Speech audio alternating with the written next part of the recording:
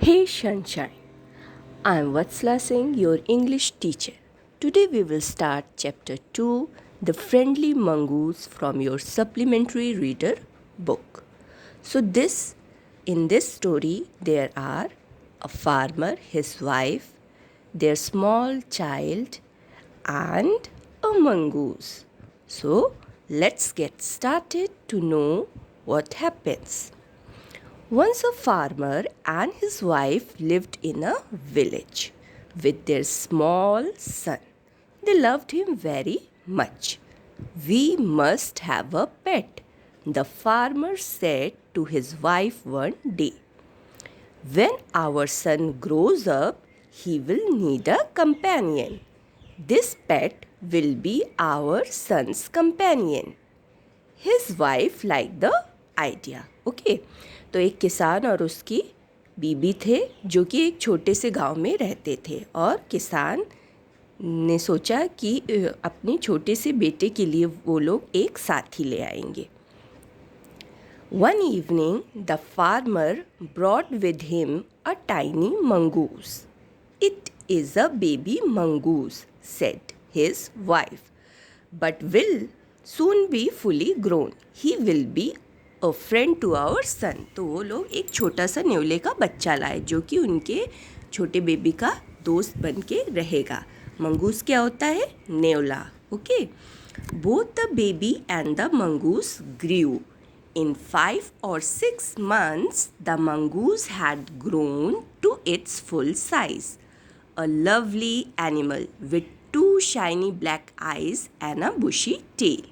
The farmer's son was still a baby in the cradle, sleeping and crying alternately.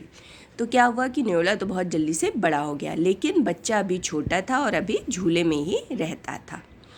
One day, the farmer's wife wanted to go to the market.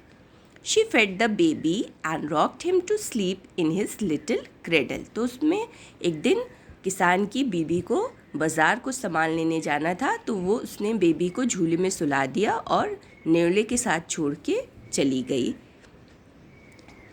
The baby is sleeping. Keep an eye on him. Frankly, I don't like to leave the child alone with the mongoose. You needn't be afraid, said the farmer. The mongoose is a friendly animal. It's as sweet as our baby and they are the best of friends you know. तो जो बीबी थी जब बाज़ार जाने लगी तो उसने किसान से कहा कि देखो बच्चे का ध्यान रखना, मैं इसे न्योले के साथ अकेले छोड़ के नहीं जाना चाहती हूँ. तो किसान ने कहा कि तुम घबराओ नहीं, न्योला भी हमारे बच्चे की ही तरह प्यारा है, वो उसका ध्यान रखेगा. The wife went away and the farmer, having nothing to do in the house, decided to go out and take a look at his fields not far away.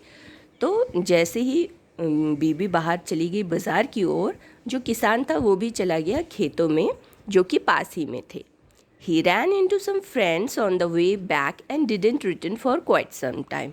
और वहाँ पे उस खेत के पास ही उसे उसके कुछ दोस्त मिल गए जिनसे वो बात करने लगा और कुछ देर के लिए काफ़ी समय हो गया कि वो घर को नहीं लौटा. The farmer's wife finished her shopping and came back home with a basket full of groceries.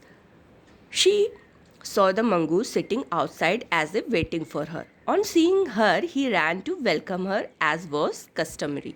तो वो मंगूस घर के बाहर बैठा हुआ था और इंतज़ार कर रहा था अपने मालिक का. तो जैसे ही उसने देखा कि फार्मर की वाइफ आ गई है वो दौड़ के उसके पास गया लेकिन उसके ऊपर खून लगा था. Blood, she cried. The face and paws of the mongoose were smeared with blood. You wicked animal, you have killed my baby. तो जब उसने उसके ऊपर खून देखा तो औरत को बहुत डर लगा. उसने सोचा कि इसने मेरे बच्चे को मार डाला है और उसने अपने ग्रोसरी की जो बास्केट जिसमें सामान लेके आई थी वो वहीं पे फेंकी और एक बड़े से पत्थर से उस न्योले को उसने मार दिया.